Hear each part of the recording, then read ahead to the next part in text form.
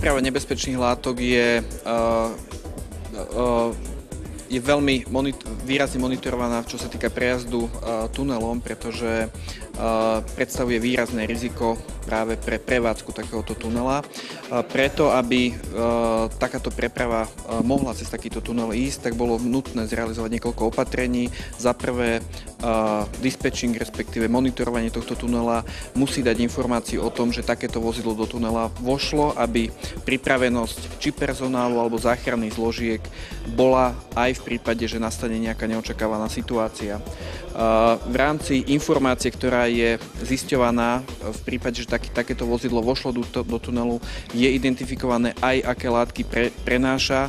To znamená, benefit z tejto informácie je práve v prípade krízových situácií, aby záchranné zložky vedeli, s čím majú v tuneli dočinenia, aké techniky a s čím musia teda v rámci zásahu počítať. Čo sa týka ďalších opatrení v rámci tunela, bolo nutné zabezpečiť, že v prípade, že by takéto nebezpečné látky vytiekli, tak aby boli zachytávané v nádržiach, ktoré potom eliminujú vlastne možnosť znečistenia okolitého prostredia. Doteraz to tak nebolo, to znamená, že tieto parametre alebo tieto prvky v tomto tuneli neboli a preprava ADR cez takýto tunel možná nebola.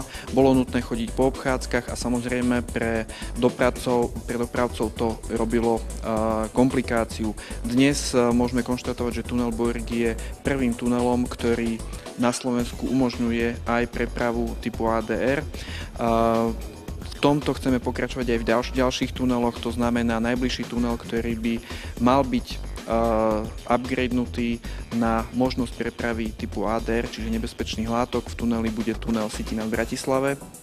Čo sa týka nových tunelov, ktorých aktuálne Národná diaľničná spoločnosť stavia 8, tak vo všetkých týchto tuneloch sa už počíta v rámci ich sprevádzkovania s tým, že budú vybavené prvkami, ktoré umožnia túto prepravu ADR.